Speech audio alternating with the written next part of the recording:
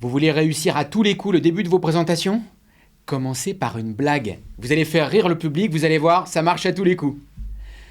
Sauf quand vous racontez une mauvaise blague. Ou que ça ne marche pas. En réalité, ce conseil ne sert à personne. Soit parce que vous avez déjà de l'expérience et vous savez créer un lien de connivence avec l'auditoire. Vous avez le sens de la répartie et du bon mot, ce conseil ne vous sert à rien parce qu'il est évident. Dans l'autre cas, si pour une raison ou pour une autre, vous avez encore des difficultés à l'oral, cette injonction à être drôle ne vous servira à rien, voire pire, elle vous mettra en danger.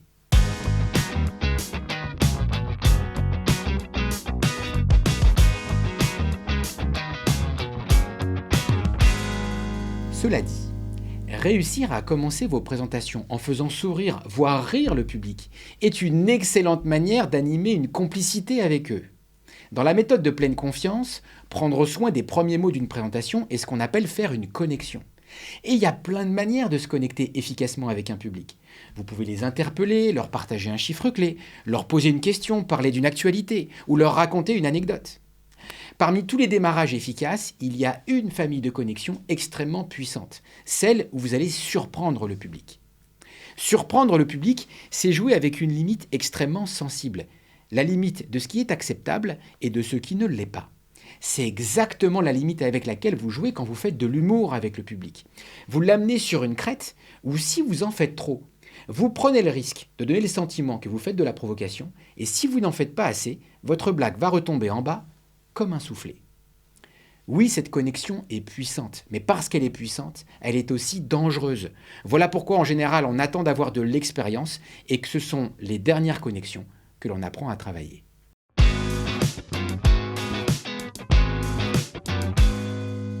Laissez-moi vous raconter une audace qui précisément n'a pas fonctionné. J'animais une session de formation et au moment de la restitution du pitch, un apprenant se lève face à ses collègues et leur demande « Quelle est la couleur du mur ?» Dans l'auditoire, quelqu'un répond « Quel mur ?» Et il enchaîne « Le mur qu'on va se prendre si on ne fait rien. » Sur le coup, cette connexion a été vécue comme un uppercut pour les gens du public qui sont tout de suite mis à sourire vu la puissance du démarrage du propos. En réalité, cette connexion n'était pas vraiment de lui. C'est Jean-Pierre Elkabbach qui a utilisé cette punchline face à André Vallini et ça ressemblait à ça. Bienvenue André Vallini, bonjour. Bonjour. Quelle couleur vous préférez pour le mur ? Pour le mur, quel mur ? Comment quel mur ? Le mur sur lequel votre réforme territoriale va se fracasser. D'abord, elle ne va pas se fracasser. Je ne sais pas si vous avez perçu la subtile différence entre la formulation des deux questions. D'un côté, quelle est la couleur du mur ? Et de l'autre, quelle couleur vous préférez pour le mur ? Eh bien, cette différence, je l'ai expérimentée à mes dépens. Épaté par l'impact que cette connexion avait eu sur le groupe, je me suis empressé de l'utiliser à titre d'exemple lors de la formation suivante. Je me suis levé face au public et je leur ai demandé « Quelle est la couleur du mur ?» Et je n'avais pas du tout prévu que quelqu'un puisse me répondre de manière très simple. Bah, blanc. Et je me suis retrouvé complètement coincé. Impossible de poursuivre avec la connexion que j'avais prévue. Et c'est là le propre des connexions destinées à surprendre le public. Et en particulier, les blagues et l'humour. C'est qu'une fois que vous êtes lancé, vous ne pouvez plus faire marche arrière.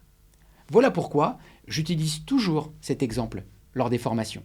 Mais c'est aujourd'hui l'exemple d'une audace qui, à cause d'une légère erreur de formulation, ne fonctionne pas. Vous avez parfaitement raison de prendre soin de vos premiers mots au début d'une présentation. C'est un moyen extrêmement efficace de capter l'écoute et l'intérêt de votre auditoire. Mais vous n'êtes pas du tout obligé de commencer par une blague.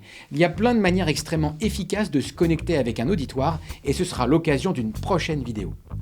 En attendant, s'il vous est arrivé des démarrages un peu difficiles, bon allez soyez joueurs, mettez-le dans les commentaires. Si l'épisode vous a plu, merci de cliquer sur le pouce pour nous encourager et de cliquer sur la cloche pour ne pas rater le prochain conseil qui peut tout changer.